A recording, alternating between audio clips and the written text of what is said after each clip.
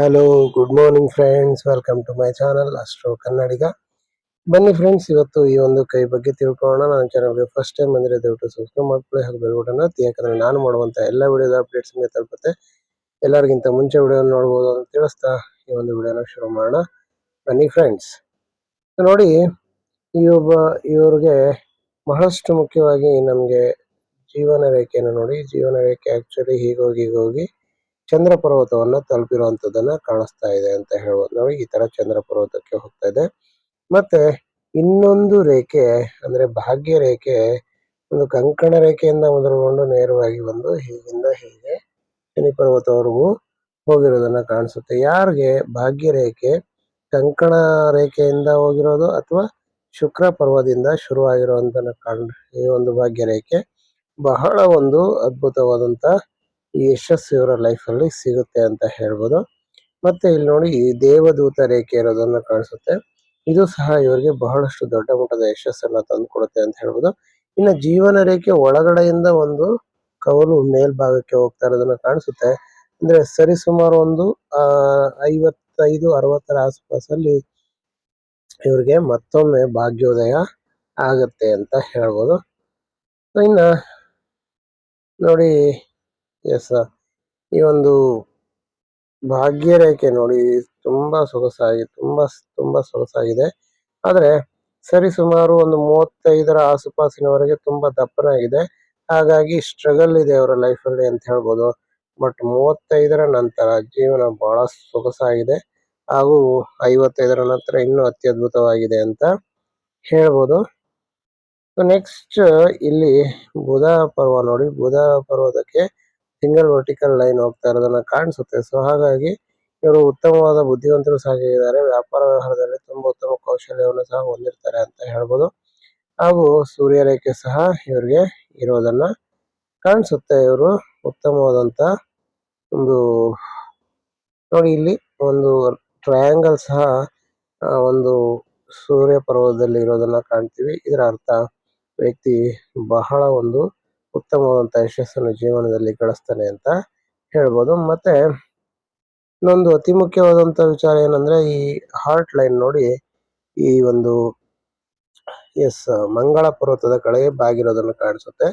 ಈ ವ್ಯಕ್ತಿ ತುಂಬಾ ಫ್ರಸ್ಟ್ರೇಷನ್ ಆಗ್ತಾರೆ. ಅಂದ್ರೆ ಯಾವಾಗಲೂ ಸಣ್ಣ ಅಂದ್ರೆ ಇವರು ತುಂಬಾ ನಂಬಿರುವಂತ ತುಂಬಾ ಆತ್ಮೀಯರು. ಇವ್ರಿಗೆ ಬಹಳಷ್ಟು ವಿಚಾರದಲ್ಲಿ ತುಂಬಾ ಗಂಭೀರವಾದಂತ ಒಂದು ಒಂದು ಏನ್ ಮಾಡ್ತಾರೆ ಅಂದ್ರೆ ಇವ್ರಿಗೆ ಸರಿಯಾದಂತ ಸಹಕಾರ ಕೊಡೋದಿಲ್ಲ. ಎಷ್ಟೋ ಸಾರಿ ಇವರಿಗೆ ತುಂಬಾ ಆಪ್ತರು ಇವರಿಗೆ ತುಂಬಾ ಕಷ್ಟವನ್ನು ಕೊಡ್ತಾರೆ. ಹಾಗಾಗಿ ಇವರು ಬಹಳಷ್ಟು ವ್ಯಥೆಯನ್ನ ಪಡುವಂತದ್ದನ್ನ ಕಾಣ್ತೀವಿ. ಬಹಳಷ್ಟು ಕೋಪ, ತಾಪ, ಆವೇಶವನ್ನು ಪಡೋದನ್ನ ಕಾಣ್ತೀವಿ. ಬೇಗ ಕೋಪ ಮಾಡ್ಕೊಳ್ಳೋದನ್ನ ಕಾಣಿಸುತ್ತೆ.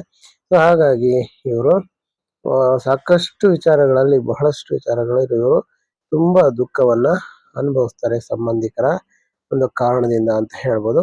ಆದ್ರೆ ಇಲ್ಲಿ ಒಂದು ಅತ್ಯುತ್ತಮವಾದಂತ ಚಿಹ್ನೆ ಇರೋದನ್ನ ಕಾಣಿಸುತ್ತೆ.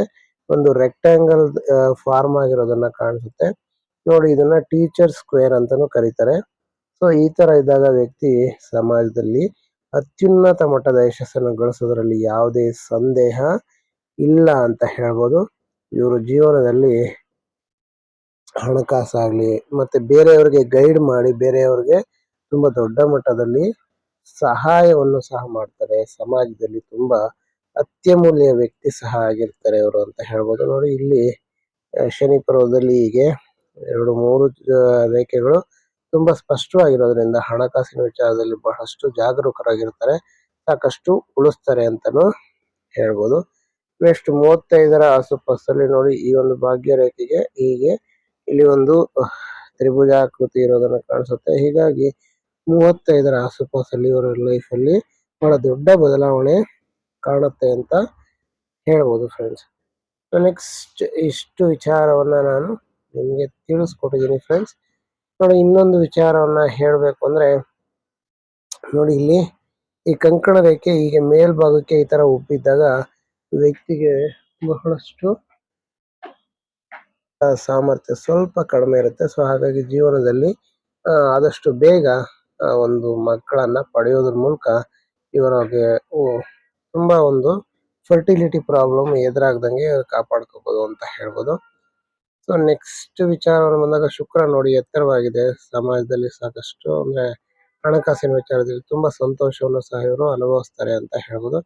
ಇನ್ನ ಬೆರಳುಗಳಿಗೆ ನೋಡದಂತೆ ನೋಡಿ, ಬೆರಳುಗಳಲ್ಲಿ ಕಿರುಬೆರಳು ಸಾಕಷ್ಟು ಎತ್ತರವಾಗಿದೆ. ಬಹಳಷ್ಟು ಉತ್ತಮವಾದಂತ ಕೌಶಲ್ಯವನ್ನು ಹೊಂದಿರ್ತಾರೆ ಇವರು. ತುಂಬಾ ಉತ್ತಮ ಮಾತುಗಾರಿಕೆ ಕೌಶಲ್ಯವನ್ನು ಹೊಂದಿರ್ತಾರೆ. ತುಂಬಾ ಚೆನ್ನಾಗಿ ವ್ಯಾಪಾರವನ್ನು ಮಾಡ್ತಾರೆ ಅಂತ ಹೇಳ್ಬೋದು. ಮತ್ತೆ ಸೂರ್ಯ ಬೆರಳು ಮತ್ತೆ ಗುರು ಬೆರಳು ಸಮಾನವಾಗಿರೋದು ಅತ್ಯುತ್ತಮವಾದಂತ ರಾಜಯೋಗ ಅಂತ ಹೇಳ್ಬೋದು. ವ್ಯಕ್ತಿ ರಾಜನ ತರ ಜೀವನ ಮಾಡ್ತಾರೆ ಅಂತ ಹೇಳ್ಬೋದು. ಇನ್ನ ಹೆಬ್ಬೆರಳು ಅಷ್ಟು ಕ್ಲಿಯರ್ ಆಗಿ ಕಳಿಸಿಲ್ಲ ಅವರು, ಆದ್ರೂ ಸಹ ಹೆಬ್ಬೆರಳು ಸಾಕಷ್ಟು ಉತ್ತಮವಾಗಿದೆ ಅಂತಾನೆ ಹೇಳ್ಬೇಕಾಗುತ್ತೆ. ಯಾಕಂದ್ರೆ ಶುಕ್ರ ಪರ್ವ ಬಹಳ ಸೊಗಸಾಗಿದೆ. ಅಂದ್ರೆ ಶುಕ್ರ ಅಂದ್ರೆ ಹೆಬ್ಬೆರಳು ಶುಕ್ರನ ತೋರಿಸೋದ್ರಿಂದ ತುಂಬಾ ಉತ್ತಮ ಅಂತ ಹೇಳ್ಬೋದು. ಮತ್ತೆ ಈ ನೋಡಿ ಈ ರೀತಿ ಚಂದ್ರ ಪರ್ವತದ ಕಡೆ ಈ ರೀತಿ ಉಬ್ಬಿದಾಗ ವ್ಯಕ್ತಿ ಸಂಗೀತ ಪ್ರೇಮಿಯಾಗಿರ್ತಾರೆ ಅಂತ ಹೇಳ್ಬೋದು. ಸಂಗೀತದಲ್ಲಿ ತುಂಬಾ ಆಸಕ್ತಿ ಇರುತ್ತೆ. ಸಂಗೀತ ಇವರ ಒಂದು ಬಹಳ ಅತ್ಯುತ್ತಮವಾದಂತ ಅಭ್ಯಾಸ ಸಹ ಆಗಿರುತ್ತೆ ಅಂತ ಹೇಳ್ತಾ ಈ ಒಂದು ವಿಡಿಯೋವನ್ನ ಇಲ್ಲಿಗೆ ಮುಗಿಸ್ತಾ ಇದ್ದೀನಿ ಫ್ರೆಂಡ್ಸ್. ವಿಡಿಯೋ ನಿಮ್ಮೆಲ್ಲರಿಗೂ ಇಷ್ಟ ಆಗಿರುತ್ತೆ ಅಂತ ಭಾವಿಸ್ತೀನಿ. ಇಷ್ಟ ಆಗಿದೆ ದಯವಿಟ್ಟು ಲೈಕ್ ಮಾಡಿ, ಕಮೆಂಟ್ ಮಾಡಿ ಹಾಗೂ ಶೇರ್ ಮಾಡಿ. Thank you very much. Have a nice day.